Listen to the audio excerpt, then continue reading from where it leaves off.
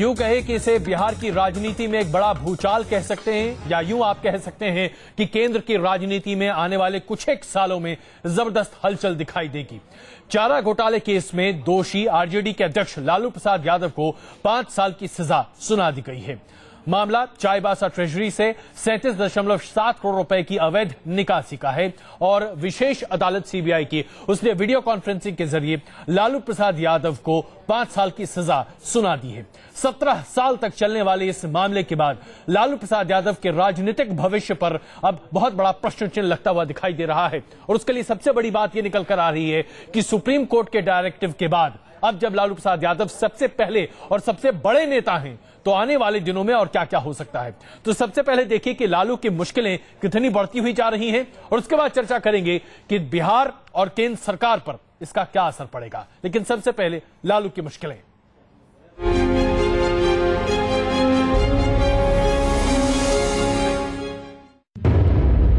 चारा घोटाले में फैसला, लालू को 5 साल की सजा, 11 साल का राजनीतिक वनवास।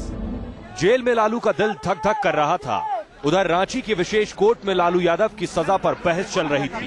ठीक 2:30 पर अदालत ने लालू यादव की किस्मत का फैसला कर दिया। कोर्ट ने लालू प्रसाद यादव को 5 साल की सजा सुनाई है। इसके अलावा लालू पर 25 लाख का जुर्माना भी लगाया गया है। बिहार के पूर्व मुख्यमंत्री जगन्नाथ मिश्रा को 4 साल की सजा और 2 लाख जुर्माना। जेडीयू सांसद जगदीश शर्मा को भी 4 साल की सजा और 5 लाख रुपए का जुर्माना लगाया गया है। पूर्व आरजेडी विधायक आर.के. राणा को 5 साल की जेल और 30 लाख जुर्माना लगाया गया है। इनके अलावा बीएन शर्मा और के.एम. प्रसाद को 5 साल की सजा सुनाई गई है और 1.5 करोड़ रुपए का जुर्माना लगाया गया है। ये सब न्यायिक प्रक्रिया है, कोर्ट ने इसे उचित समझा, वैसा ही उसने ये सजा सुनाई। बाकी लोगों को 4 साल की सजा, कार वाले को नीचे करना, उसको 5 साल की। अब ये सब अध्ययन करने से पता चलेगा कि क्यों ऐसा हुआ है। इससे पहले लालू की सजा पर अदालत में बहस के दौरान उनके वकील ने बीमारी की दलील देते हुए 3 साल से ज्यादा सजा नहीं देने की अपील की थी। लालू के वकील ने यह भी कहा कि रेल मंत्री रहते हुए उन्होंने रेलवे का फायदा पहुंचाया, इसलिए इन सब बातों का ख्याल रखते हुए कम से कम सजा दी जाए। लेकिन उनके वकील की दलील काम नहीं आई। 2 साल से अधिक की सजा पाने की वजह से लालू यादव और जगदीश शर्मा की संसद सदस्यता चली जाएगी और ये दोनों जेल से रिहा होने के बाद अगले 6 साल तक चुनाव नहीं लड़ पाएंगे। सजा पर रोक लगने पर ही ये नेता चुनाव लड़ पाएंगे। इसके लिए हाईकोर्ट से सजा पर रोक लगवानी होगी, कोर्ट से जमानत लेनी होगी। लालू जी के लिए उनका इमीडिएट इस आज के फैसले के बाद रास्ता ये है कि अपनी कुर्सी वो संसद में बचाए रखने में तो तुरंत सफल होते नजर नहीं आ रहे हैं, मगर वो पटना उच्च न्यायालय में जाकर इस कन्विक्शन और इस सेंटेंस के खिलाफ अपील दर्ज करवा सकते हैं। उधर लालू का परिवार और पार्टी पूरे मामले को राजनीतिक साजिश का नतीजा बता रहे हैं। आरजेडी ने कहा है कि पार्टी लालू के साथ चट्टान की तरह खड़ी है और इस फैसले के खिलाफ हाईकोर्ट में अपील की जाएगी।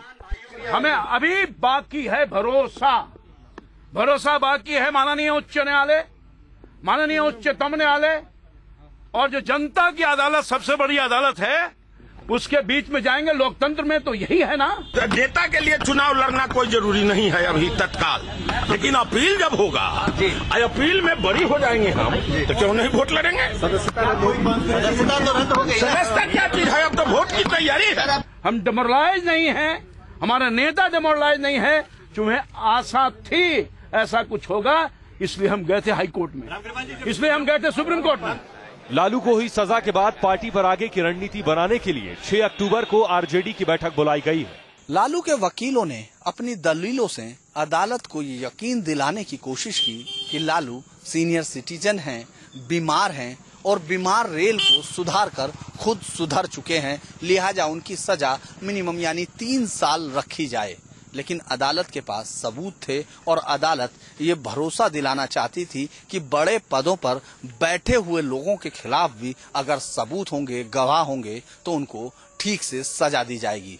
और यही कारण है कि अदालत ने लालू को 5 साल की सजा और 25 लाख रुपए का जुर्माना ठोका। वीडियो जर्नलिस्ट सत्या के साथ धीरेन्द्र पुंडीर, न्यूज नेशन, रांची। देखा जाए तो ये सजा अपने आप में कोई कम नहीं है और वाकई में इस पर हम चर्चा करें, लेकिन उससे पहले आपको बता दें हमारे साथ कौन कौन वरिष्ठ मेहमान इस वक्त साथ मौजूद हैं। वरिष्ठ पत्रकार रुमलेश जी हमारे साथ मौजूद हैं।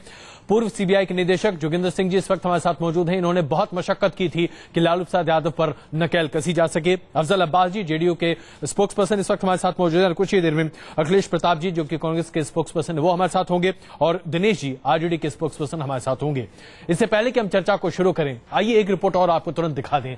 हम दरअसल आपके सामने एक तस्वीर पेश करना चाहते हैं कि लालू प्रसाद यादव के जेल जाने के साथ ही संभावनाएं क्या क्या निकल कर आ रही हैं, बिहार की राजनीति में इसका क्या असर पड़ेगा और बिहार की राजनीति नहीं केंद्र की राजनीति में, जहां लालू प्रसाद यादव एक बहुत ही चित परिचित चेहरा रहे हैं 1995 के बाद से लगातार, क्या होगा केंद्र की राजनीति पर इसका असर, देखिए जरा। लालू का जेल जाना मुद्दा बनेगा। साफ है कि आरजेडी कोशिश करेगी कि लालू के जेल जाने को वो भावनात्मक मुद्दा बनाए और अपने मुस्लिम यादव समीकरण को बनाए रखने के साथ खोई जमीन हासिल करने की कोशिश करे। लालू के बेटे तेजस्वी यादव ने भी कहा कि वो इसे जनता के सामने लेकर जाएंगे। एनडीए टूटने के बाद बिहार में त्रिकोणीय मुकाबला दिख रहा था। सियासी परिदृश्य से लालू के गायब होने के बाद संघर्ष दो पार्टियों के बीच रहेगा या उनकी पार्टी इसे त्रिकोणीय बनाए रखेगी, ये सवाल भी उठ रहे हैं। अगर मुख्य मुकाबला बीजेपी और जेडीयू के बीच होता है तो तीसरे कोण के कमजोर होने का फायदा किसे होगा? उनके जो मतदाता हैं, जो उनके वोटर हैं, वो सेंटिमेंटल उनके साथ जुड़े हुए हैं और वो अप्रोच ऐसा है कि आक्रामक भी हो सकते हैं और टूट भी सकते हैं समय पर। आरजेडी कांग्रेस में होगा गठबंधन। केंद्र की बात करें तो आरजेडी यूपीए सरकार में शुरुआत से ही सहयोगी रही है। ये सहयोग आगे किस तरह जारी रहेगा, आम चुनावों में इस गठबंधन का क्या असर होगा, ये बड़ा सवाल है। संसद में अपनी ताकत बढ़ाने के लिए कांग्रेस को सहयोगियों की जरूरत है, लेकिन अब इसके उपाध्यक्ष राहुल गांधी कहते हैं कि गठबंधन की खातिर जो समझौते हम करते हैं वो नहीं होना चाहिए। तब आरजेडी से किस आधार पर वो सहयोग लेती है, ये देखना बाकी है। लालू यादव के साथ जो हमारा रिश्ता था वो मेरे ख्याल से 2009 में टूट गया था। उसके बाद से लगातार पिछले 4-5 वर्षों से हम अपने दम पे ही काम कर रहे हैं। तो इसलिए आज लालू यादव चले गए, इसलिए हम लोगों को कुछ ज्यादा कुछ मिल जाएगा और हम इसके लिए कुछ अलग से कोई प्रोग्राम बनाए, मुझे लगता है कि इसमें कोई बात में दम। जेडीयू कांग्रेस हाथ मिलाएंगे। पिछले कुछ अरसे से खासकर जेडीयू के एनडीए का साथ छोड़ने के बाद से ऐसी हम लोगों को कुछ ज्यादा कुछ मिल जाएगा और हम इसके लिए कुछ अलग से कोई प्रोग्राम बनाए, मुझे लगता है कि इसमें कोई बात में दम। जेडीयू कांग्रेस हाथ मिलाएंगे। पिछले कुछ अरसे से खासकर जेडीयू के एनडीए का साथ छोड़ने के बाद से ऐसी अटकलें लगाई जा रही हैं कि जेडीयू कांग्रेस का साथ दे सकती है। राहुल गांधी के ऑर्डिनेंस प्रकरण पर नीतीश कुमार ने उनकी तारीफ कर ये संकेत भी दे दिए हैं कि वो हाथ मिलाने के लिए आगे बढ़ सकते हैं। इधर लालू ने बिहार में पिछले 1 साल में घूम घूम कर कई रैलियां की और सूबे की राजनीति में अपनी वापसी के हालात पैदा कर रहे थे। मई में पटना में परिवर्तन रैली और जून में महाराजगंज लोकसभा सीट के उपचुनाव में अपने उम्मीदवार प्रभुनाथ सिंह को जीत दिलवाकर नीतीश कुमार के लिए परेशानी पैदा कर दी थी। उस वक्त उन्होंने कहा था कि अगले लोकसभा चुनाव में बिहार की सभी 40 सीटों पर आरजेडी का कब्जा होगा। हालात पहले जैसे होते तो इस दावे को सच करने में लालू जोर शोर से जुट जाते, लेकिन जेल के भीतर से क्या वो ऐसा कर पाएंगे, सवाल ये भी है। नीतीश कुमार के सामने एनडीए के बिना चुनाव का सामना, एंटी इनकम्बेंसी और लालू प्रसाद के साथ जुड़ा पारंपरिक वोट बैंक, उनका जनाधार खास अड़चने थी। इसमें से एक अड़चन तो उनके लिए आसान हो गई। जिस तरह के रिजल्ट आए हैं उससे तो कहीं न कहीं उनकी पार्टी का असर पड़ा, अभी बिखरेगी पार्टी। जो लोग उनके विधायकों को तोड़ने के चक्कर में हैं, मैं नहीं समझता हूं कि उनके विधायक टूटेंगे। अब देखना ये है कि क्या बिहार में कांग्रेस आरजेडी का साथ छोड़कर जेडीयू के साथ आती है, और अगर ऐसा होता है तो आम चुनावों में एंटी इनकम्बेंसी की तलवार उस पर भी है। क्या केंद्र और राज्य दोनों में इस चुनौती का सामना करने के लिए कांग्रेस राजी होगी?